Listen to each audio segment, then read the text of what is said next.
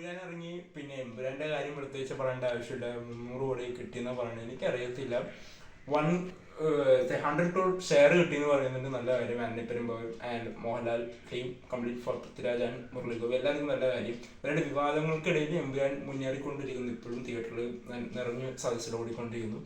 അപ്പൊ എനിക്ക് പറയാനുള്ളത്, ഇനി എമ്പുരാന്റെ ടൈം കഴിഞ്ഞു. ഇനി വരാൻ പോകുന്ന കിടിലം പടങ്ങൾ ഞാൻ ഓൾറെഡി എൻ്റെ ഒരു ഷോർട്ട് വീഡിയോ എൻ്റെ ചാനലിട്ടുണ്ട്. Maranamass, good bad ugly, Alappuzha Gymkhana, Bazooka, കിടിലം പടങ്ങളാണ് വരുന്നത്. അതുപോലെ തന്നെ നമ്മുടെ ബസൂക്കയുടെ ടീസർ നമ്മളിപ്പോൾ കാണാൻ വേണ്ടി പോകുന്നത് യൂട്യൂബിൽ. ഏകദേശം 1 മിനിറ്റോളം 12 സെക്കൻഡ് ദൈർഘ്യമുള്ള ഒരു ടീസറാണ്. ഐ തിങ്ക് ഇതിന്റെ ട്രെയിലറൊന്നും എനിക്ക് അത്ര ഇമ്പ്രസീവ് ആയിട്ട് തോന്നിയില്ല. പേഴ്സണലി പറയുകയാണെങ്കിൽ ഇത് കുറെ നാൾ പെട്ടിക്കകത്ത് കിടന്നൊരു സിനിമയും. അപ്പോൾ പെട്ടിക്കകത്ത് കിടന്ന സിനിമയിൽ അതിന്റെ ഒരു പഴക്കമുണ്ടോ സിനിമയ്ക്ക് നമുക്ക് 10-ാം തീയതി കണ്ടിട്ട് നമുക്ക് പറയാൻ സാധിക്കുള്ളൂ. എന്തായാലും ഞാൻ 10-ാം തീയതി പടം കാണില്ല ഫസ്റ്റ് ഡേ. എന്നെ അറിയാവുന്നവർക്ക് അറിയാം, ഞാൻ ചില സിനിമകളൊക്കെ ഫസ്റ്റ് ഡേ കാണും. ചിലത് എനിക്ക് മൂടുണ്ടെങ്കിൽ ഞാൻ സെക്കൻഡ് ഡേ അല്ലെങ്കിൽ തേർഡ് ഡേ അല്ലെങ്കിൽ 2 ആഴ്ച കണ്ടേ ഞാൻ വീഡിയോ ഇടുള്ളൂ. അപ്പോഴേക്കും നിങ്ങൾ കാണുമെന്ന പ്രതീക്ഷയോടെ നമ്മൾ ബസൂക്കയുടെ പ്രീ റിലീസ് ടീസർ എന്നാണ് ഇതിന്റെ പേര് വരിട്ടിരിക്കുന്നത്. അതായത് റിലീസ് നാളെ ആയതുകൊണ്ട് തലേന്ന് ദിവസം പ്രീ റിലീസ് ടീസർ എന്ന് ടീസർ ഇട്ടിരിക്കുന്നു. എന്തായാലും നമുക്ക് കണ്ടിട്ട് ബാക്കി സംസാരിക്കാം. ഞാൻ പറഞ്ഞ പോലെ തന്നെ 1 മിനിറ്റും 12 സെക്കൻഡുള്ള ഡ്യൂറേഷൻ. അപ്പൊ നമ്മൾ ടീസർ പ്ലേ ചെയ്യാൻ പോവാണ്. ഞാൻ പറഞ്ഞ പോലെ തന്നെ 2 മിനിറ്റ് 1 മിനിറ്റ് 12 സെക്കൻഡ്. കാരണം പ്രീ റിലീസ് ടീസർ ആകുമ്പോൾ പൊതുവെ അങ്ങനെ വരാറുള്ളത്. ഇപ്പൊ നമ്മുടെ റോഷാക്കിന്റെ ടീസറുകൾ കണ്ടായിരുന്നു.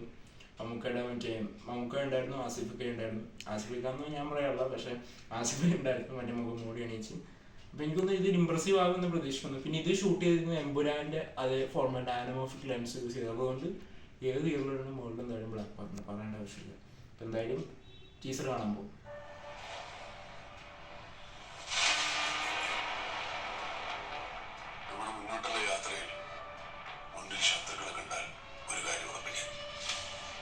എന്തോ ഉറപ്പിക്കണ്ടോ പുള്ളി.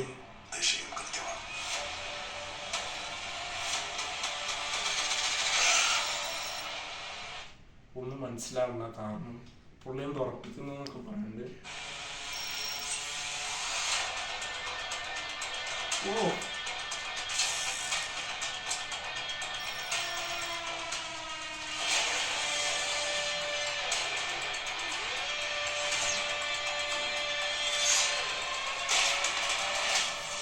ഓ 70-ാം വയസ്സിൽ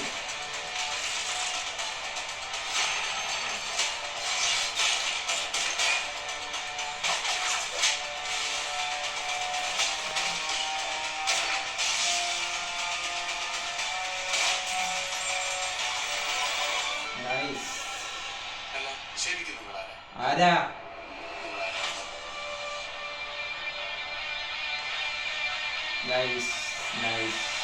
അടിപൊളി. സത്യം പറഞ്ഞാലും എനിക്ക് ഇതുവരെ കണ്ട ഒരു ടീസറായാലും ട്രെയിലറായാലും പോസ്റ്റേഴ്സ് ഒന്നും എന്നെ പേഴ്സണലി ഇംപ്രസ് ചെയ്തിട്ടുണ്ടായില്ല.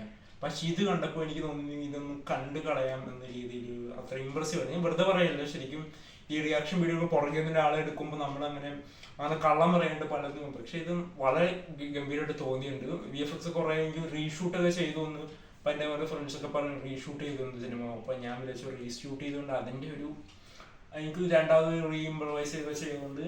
അതിൻ്റെ ഒരു ക്വാളിറ്റി നമുക്ക് ഇവിടെ കാണാനുണ്ട്. എമ്പുരാനെ പോലെ ഇങ്ങനെ ഒന്ന് നടന്ന് മറ്റേ കോട്ടൊക്കെ ഇട്ട് വന്ന പരിപാടിയല്ല ഇത്. കുറച്ചും കൂടി നമുക്ക് ഏത് ഔട്ട്ഫിറ്റ് ചേരാതെ നിങ്ങളൊന്ന് പറഞ്ഞാൽ നിങ്ങൾ ഏത് ഔട്ട്ഫിറ്റാണ് പുള്ളിക്ക് ചേരാതെ കിടുവായിട്ട് ചെയ്തിട്ടുണ്ട്. ഇതുപോലുള്ള ട്രെയിലർ എല്ലാം വെച്ച് നോക്കുമ്പോൾ ഇത് ഗംഭീരമായിട്ട് ചെയ്തിട്ടുണ്ട്. അവർ നല്ല രീതിയിൽ എഡിറ്റിംഗ് ചെയ്ത് നമുക്ക് പണിയെടുത്ത ഒരു ഫീൽ ചെയ്യും. തിയേറ്റർ എക്സ്പീരിയൻസ് തരുന്ന ലെവലിലോട്ട് ട്രെയിലർ എടുത്തു വെച്ചിട്ടുണ്ട്. നമുക്ക് പ്രതീക്ഷിക്കാം.